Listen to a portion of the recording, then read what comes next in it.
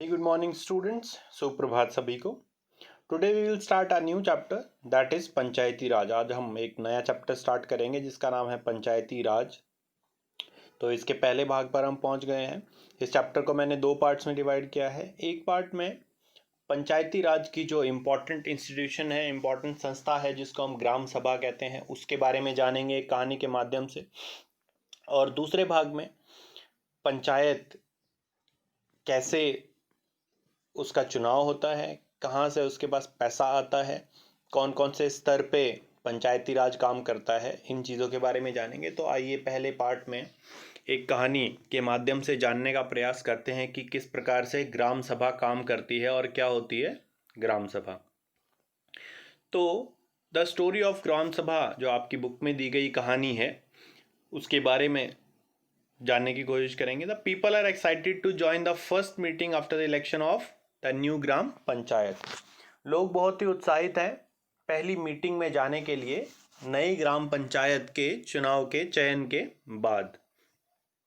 The people of Hardas village are keen to find out what their new panchayat leaders have planned. जो Hardas village के जो लोग हैं, हरदास गांव के जो लोग हैं, वो ये जानना चाहते हैं कि उनके जो पंचायत के लीडर्स हैं उन्होंने क्या प्लानिंग की है, आगे कैसे वो जो समस्याएं हैं या जो पेंडिंग जो काम है, जैसे रोड कंस्ट्रक्शन है या पानी की समस्या है या बिजली की समस्या है, जो नहीं पहुंच पा रही हैं लोगों तक सुविधाएं ठीक से, उनको कैसे सही करने के लिए उन्होंने प्लानिंग की है. The gram sabha begins with the sarpanch and the panch presenting a plan on repairing the road that connects the village to the main highway. तो ग्राम सभा किस मुद्दे से शुरू होती है? जो सरपंच है, सरपंच यानी कि हेड ऑफ द पंचायत, और जो बाकी जो रिप्रेजेंटेटिव्स हैं, जो पंच हैं, जो अलग अलग वार्ड से चुने जाते हैं. तो सरपंच जो है वो पंचायत का प्रमुख होता है और जो पंच होते हैं वो, मान लीजिए एक गांव को हमने 5 हिस्सों में, 6 हिस्सों में, कितने भी हिस्सों में बांट रखा है, ठीक है, जनरली 4 पार्ट्स में डिवाइड किया होता है. तो वहाँ से आने वाले रिप्रेजेंटेटिव्स को हम पंच कहते हैं. तो ये किस चीज़, कौन सा मुद्दा सबसे पहले डिस्कस कर रहे हैं कि कैसे एक रोड को ठीक करना है जो रोड गांव को एक मेन हाईवे से, मेन रोड से जोड़ता है. अब आगे बात करेंगे इसी कहानी की. तो the second topic of discussion was the subject of water and water shortage. जो सेकेंड सब्जेक्ट है यानी कि जो सेकेंड टॉपिक है उनके पास, वो है पानी और उसकी जो कमी है, स्वच्छ जो जल है उसकी जो कमी है, लोगों के पास जो पहुंच नहीं रहा है उसकी समस्या. There was an acute problem of water shortage and the ground water level has gone very low. The people have to walk 3 kilometre daily to the Suru river to fetch water. तो 3 किलोमीटर तक daily जाना पड़ता है हरदास गांव के लोगों को सुरू विलेज पे, ताकि वो साफ पानी वहां से ला सकें. आगे बात करें स्टोरी में. Someone give the suggestion of an overhead tank but others thought this will be very expensive. तो एक व्यक्ति ने ग्राम सभा में से सुझाव दिया कि हम ओवरहेड टैंक्स, एक बहुत बड़ा टैंक लगा सकते हैं, इंस्टॉल कर सकते हैं, ताकि उसमें पानी स्टोर किया जा सके और लोगों तक सप्लाई पहुंचाई जा सके. पर ज़्यादातर लोगों ने कहा कि ये काफ़ी एक्सपेंसिव काम है, इसमें काफ़ी खर्चा आएगा. Another idea was to deepen the handpump and clean the wells for this session. एक और आइडिया था कि इस सेशन तक, यानी कि इस साल तक, इस मौसम में हैंडपम्प और वेल्स को क्लीन कर लिया जाए ताकि उनको, उनसे ही इस समय काम चलाया जा सके. शॉर्ट टर्म जो सॉल्यूशन दिया कुछ लोगों ने. Another member gave an idea of a watershed development by planting more trees, constructing check dams and tanks. एक और सदस्य ने सुझाव दिया कि हम वाटरशेड डेवलपमेंट का प्लान कर सकते हैं, यानी कि पेड़ पौधे लगाना और वाटर, जो बारिश का जो पानी है उसका स्टोरेज हो जाए पॉन्ड्स के या कैनाल के माध्यम से, चेक डैम्स बनाकर. यानी कि जो बारिश का पानी है वो जब गिरे ज़मीन पर तो वो कहीं पे भी रन ऑफ ना हो जाए, जगह पर कलेक्ट हो ताकि उसको यूज़ किया जा सके. इसको हम कहते हैं वाटरशेड डेवलपमेंट. आगे बात कर रहे हैं इसी कहानी में। The next agenda on the list is the finalisation of list of people below poverty line. जो अगला एजेंडा था वो था बिलो पॉवर्टी लाइन के जो लोग हैं, यानी कि जो गरीबी रेखा से नीचे हैं। बीपीएल यानी कि बिलो पॉवर्टी लाइन को हम गरीबी रेखा भी कहते हैं, पॉवर्टी लाइन। तो ये जो पॉवर्टी लाइन के नीचे जो लोग हैं उनकी एक लिस्ट बनाई जा रही है, ताकि जो सरकारी सुविधाएं हैं, जो सरकारी पैसा है या और जो मटेरियल उनको मिलता है बीपीएल फैमिलीज को, वो मदद उन तक पहुंचाई जा सके। As soon as the list was read out, people began to whisper, Natver had just brought a colored TV and his son has sent him a motorcycle. तो जैसे ही लिस्ट पढ़ी जाने लगी तो उसमें एक व्यक्ति नटवर का नाम होगा, जिसको सुनकर लोग एक दूसरे के कानों में बातें करने लगे कि नटवर के पास कलर टीवी भी है और उसके बेटे ने अभी उसको मोटरसाइकिल भेजी है। तो कैसे नटवर का नाम बीपीएल लिस्ट में, यानी कि गरीबी रेखा से नीचे रहने वाले परिवारों में, उसका नाम आ सकता है। How he can be below the poverty line. तो आगे क्या हो रहा है कहानी में। How did Birju's name got get on the list, he has so much land. Birju जो है उसके पास इतनी सारी ज़मीन है, तो कैसे उसका नाम इस लिस्ट में आ सकता है। क्योंकि यह लिस्ट है गरीबी रेखा से नीचे रहने वाले, कुछ एक पर्टिकुलर सम पैसा कमाने से नीचे रहने वाले लोगों की। ये हम जानेंगे अपने इस चैप्टर के अंत में कि हमारी सरकार ने बीपीएल लिस्ट कहाँ पर, बीपीएल का जो लेवल है वो कहाँ पे डिसाइड किया। This list should have only poor people and Om Prakash is a landless labourer, yet his name is not on the list. तो अब लोग ये डिस्कशन कर रहे हैं, जो आम लोग हैं, कि जो बिरजू है उसके पास बहुत सारी ज़मीन है फिर भी उसका नाम इसमें है, और वहीं ओम प्रकाश जो कि एक लैंडलेस लेबरर है जिसके पास कोई ज़मीन नहीं है, his name is not on the list, इसका नाम लिस्ट में नहीं है। You know Natwar and Birju are friends of Amir Chand. तो बाकी लोग अभी डिस्कशन कर रहे हैं कि जो नटवर और बिरजू हैं वो अमीर चंद के दोस्त हैं, इसीलिए उसने सिफारिश लगा के इन दोनों का नाम बीपीएल लिस्ट में डलवा दिया। तो अमीर चंद कौन है? He is a powerful landlord. So Amir Chand was the earlier zamindar, landlord of the village and still control over lot of land. Amir Chand जो है वो एक रिच व्यक्ति है और जिसके पास बहुत सारे जमीन आज भी मौजूद है। He has a lot of land and so he is very powerful and rich, he is very wealthy. We should get Om Prakash's name put in. तो अब लोग सोच रहे हैं कि हमें ओम प्रकाश का नाम इसमें डलवाना चाहिए। The sarpanch notices people whispering and ask if someone has anything to say. Sarpanch ये देखते हैं कि लोग कुछ एक दूसरे के कानों में कुछ बातें कर रहे हैं, सामने पे नहीं बोल रहे हैं, तो वो कहता है, वो पूछते हैं जनरली कि किसी को कुछ कहना है, कोई सुझाव देना है, कोई शिकायत करनी है। तो सरोज क्या करती है? Saroj tries to provoke Surajmal to ask about Natwar and Birju but he keeps quiet. Saroj क्या कहती है सूरजमल को कि तुम पूछो कि नटवर और बिरजू का नाम कैसे इस लिस्ट में आ गया, जबकि वो गरीब नहीं है। बट सूरजमल चुप रहता है, वो कुछ नहीं बोलता है, उसमें इतनी हिम्मत नहीं होती कि वो कुछ बोल सके। तो Amirchand was sitting in the gram sabha keeping an eye on everyone. वहीं ग्राम सभा में अमीरचंद भी बैठा हुआ है जो सब पर एक नज़र रखता है कि कौन क्या बोल रहा है।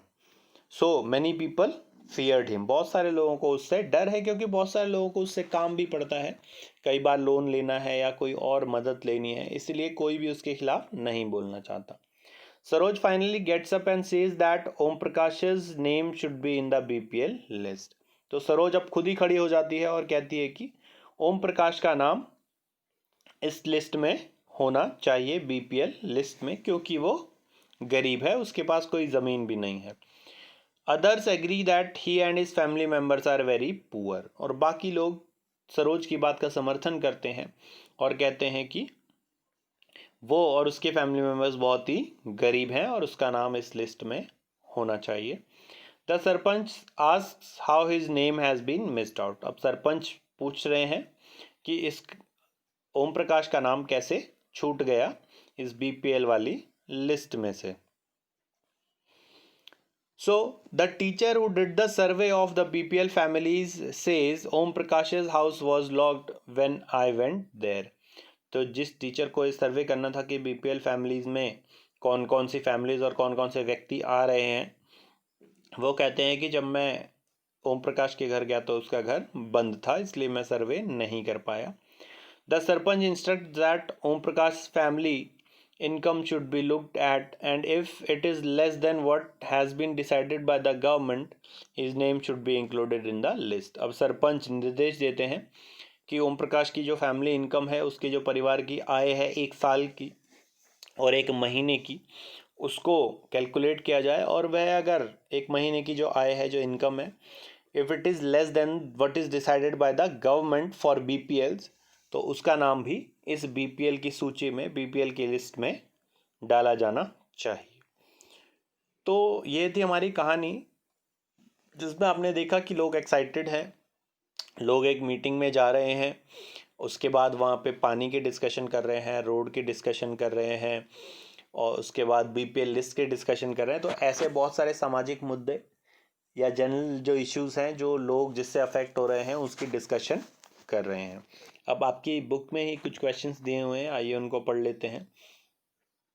सो was there a problem in the BPL list that the gram sabha was finalising, what was the problem. क्या जो बीपीएल लिस्ट को फाइनलाइज कर रहे थे ग्राम पंचायत, ग्राम सभा में जो डिस्कशन हो रहा था, क्या उसमें कोई समस्या है? समस्या थी, बिल्कुल। उसमें 2 जो अमीर लोग हैं उनका नाम इंक्लूडेड था, जबकि नहीं होना चाहिए था, और एक जो गरीब है उसका नाम छूट गया था, जिसका नाम उसमें होना चाहिए था। So there were many discrepancies in the BPL list. The poor people person was left out and the rich people got their names into the list. Why do you think Surajmal kept quiet even though Saroj asked him to speak. आपको क्यों लगता है कि सूरजमल चुप रहा जबकि सरोज ने उसको बोलने के लिए बोला था? क्योंकि वह ये देख रहा था कि Amirchand was also sitting in the gram sabha and he is keeping an eye on everybody, so he was feared of Amirchand, that is why didn't speak. Have you seen any similar incident when people are unable to speak for themselves? क्या आपने कभी ऐसा incident देखा जिसमें लोग अपने लिए नहीं बोल पाते हैं? Why do you think that happened and what prevented the person from speaking? आपको क्यों लगता है कि ऐसा क्यों हुआ होगा और क्यों लोग बोल नहीं पाते हैं? तो ये सवाल आप अपनी लाइफ से रिलेटेड एग्जाम्पल देकर हमें समझा सकते हैं कि आपने कभी ऐसे व्यक्ति को देखा जो अपने लिए नहीं बोल पा रहा है और क्यों नहीं बोल पाया वो व्यक्ति उस समय पर। सो अब हमने स्टोरी जान ली, हम जान लेते हैं ग्राम सभा आखिर क्या होती है। The gram sabha is a meeting of all adults who live in the area covered by a gram panchayat. एक ग्राम पंचायत का जितना एरिया है उसमें रहने वाले सभी एडल्ट, यानी कि सभी जो 18 साल से ऊपर के लोग हैं, महिला और पुरुष दोनों, वो एक ग्राम सभा के पार्ट होते हैं, एक ग्राम सभा का हिस्सा होते हैं। यानी कि जो सभी लोग जो 18 साल से ऊपर हैं and they are living in the area of a gram panchayat are members of gram sabha. It can be only one village or a few villages. ये एक गांव या कुछ गांव से हो सकता है, ये पॉपुलेशन पे डिपेंड करता है। अगर गांव की पॉपुलेशन बहुत ज़्यादा कम है तो 2-3 गांव की भी एक पंचायत होती है, और अगर गांव की पॉपुलेशन बहुत ज़्यादा है, फॉर एग्जांपल हरियाणा में या राजस्थान में काफ़ी पॉपुलस जो विलेजेस हैं वो होते हैं, तो वहाँ पे एक गांव में 4 पंचायतें भी होती हैं, 1, 2, 3, 4, depends on the population. Around 500 people constitutes a gram panchayat. लगभग 500 के करीब अगर लोग हैं किसी गांव में तो वहाँ पे एक ग्राम पंचायत हो सकती है। हालांकि ये डिपेंड करता है, अलग अलग स्टेट्स ने अलग अलग नियम बना रखे हैं अपने यहाँ के लिए। A person who is 18 years of age or more who has the right to vote is a member of ग्राम सभा। तो वे व्यक्ति जो 18 साल से ऊपर है, जिसके पास वोट करने का अधिकार है, जो एक पंचायत एरिया में रह रहा है, वो मेंबर है किसका? ग्राम सभा का। और ऐसी ग्राम सभा की मीटिंग में वो जा सकता है। ग्राम सभा की मीटिंग लगभग हर 6 महीने बाद होनी चाहिए कम से कम। सो इट ऑल्सो, ये जो रूल है ग्राम सभा की मीटिंग कब होगी, ये भी अलग अलग स्टेट्स ने अलग अलग डिसाइड कर रखा है, पर जनरल अगर हम बात करें तो हर 6 महीने में ऐसी एक मीटिंग बुलाई जानी चाहिए, ताकि जो लोग हैं उनकी जो समस्याएं हैं उनको डिस्कस किया जा सके। अब इम्पोर्टेंस जान लेते हैं, ग्राम सभा क्यों इम्पोर्टेंट है, क्यों एक ऐसी मीटिंग होनी चाहिए लोगों की। So it is a place where all plans for the gram panchayat are placed before the people। इसलिए बुलाई जानी चाहिए कि वो एक ऐसी जगह है जहाँ पे जो प्लान ग्राम पंचायत ने बनाए हैं वो लोगों के सामने रखती है, ताकि लोग ये अंदाज़ा लगा सकें, अनुमान लगा सकें, ये जांच कर सकें कि उनके प्लान्स कितने अच्छे हैं या वो कितना विकास के लिए, डेवलपमेंट के लिए कार्य कर रहे हैं, कितनी ईमानदारी से काम कर रहे हैं। It prevents the gram panchayat from doing wrong things like misusing money or favoring certain people। ये ग्राम पंचायत को रोकती है कोई भी करप्शन करने से या किसी का फेवर लेने से, और फ्री एंड फेयर तरीके से काम करने से, क्योंकि जब डिस्कशन करेंगे इतने सारे लोगों के साथ तो फिर जो करप्शन है उसका चांस बहुत ही कम हो जाएगा। It plays an important role in keeping an eye on the elected representatives and making them more responsible for the people। एक नज़र रखने का काम करती है ग्राम सभा, ग्राम पंचायत पे, ताकि जिनको चुना गया है वो लोगों के भलाई का काम करें और किसी भी करप्शन में इन्वॉल्व ना हो। अब कुछ इंपॉर्टेंट फैक्ट्स जान लेते हैं। बिलो पॉवर्टी लाइन, ये शब्द हमने सुना, गरीबी रेखा से नीचे के लोग। It is a condition of a family who is not able to earn minimum amount decided by the government। ये एक परिस्थिति है परिवार की जो सरकार ने सम डिसाइड किया है, पैसा डिसाइड किया है, उतने पैसे नहीं कमा पाती है एक महीने में और एक साल में। तो ऐसे परिवारों को बीपीएल परिवार कहा जाता है, बीपीएल फैमिलीज कहा जाता है। ये डिसाइड करने की ज़रूरत क्यों पड़ी? ताकि वो लोग जो अपने लिए मिनिमम पैसा भी अर्न नहीं कर पा रहे हैं, नहीं कमा पा रहे हैं, उनको सरकारी मदद पहुंचाई जा सके, ताकि वो जो बेसिक फैसिलिटीज़ हैं जैसे कि फूड, क्लोथिंग और शेल्टर है वो उनको मिल सके। It is determined to identify individuals and family who need government aid. The poverty line in India is 32 rupees per person per day in rural areas and 47 rupees per person per day in urban areas. At present जो 32 रुपये प्रति व्यक्ति प्रतिदिन जो गांव के इलाके हैं उनमें बीपीएल की पॉवर्टी लाइन डिसाइड की गई है, और वहीं अर्बन एरिया में, शहरी इलाकों में 47 रुपये प्रति व्यक्ति प्रतिदिन। तो इसको आप मल्टीप्लाई कर सकते हैं 32 इंटू 30, यानी कि एक महीने में कितने रुपए एक व्यक्ति कमाए कम से कम, ताकि वो एक बीपीएल व्यक्ति ना कहलाए। वहीं 47 rupees per person per day, और उसको आप मल्टीप्लाई करते हैं 5 से, तो फैमिली की इनकम आ जाएगी लगभग 5 लोग हम मान के चलते हैं एक फैमिली में हैं, उससे ज़्यादा या कम भी हो सकते हैं। तो जो व्यक्ति इतने रुपए हर रोज़ कमा सकता है उसको, उसकी फैमिली को हम बीपीएल फैमिली नहीं मानेंगे। तो ये जो है ये इंडिविजुअल नहीं होता है बिलो पॉवर्टी लाइन का कंसेप्ट, ये फैमिली के हिसाब से होता है। तो फॉर एग्जांपल एक एग्जांपल ले लेते हैं जिसमें हम माने कि 32 रुपये कोई व्यक्ति कमा पा रहा है, ठीक है। 30 दिन से अगर आप उसको मल्टीप्लाई करेंगे तो फिर वो अराउंड 1000 रुपीज़ अप्रॉक्सीमेट मान लेते हैं, क्योंकि एग्जैक्ट वैल्यू ही वैसे आ जाएगी, but let us see an approximation, जिसमें लगभग 1000 रुपये अगर कोई व्यक्ति कमा पा रहा है एक दिन में, कि कहाँ पर, गांव के एरिया में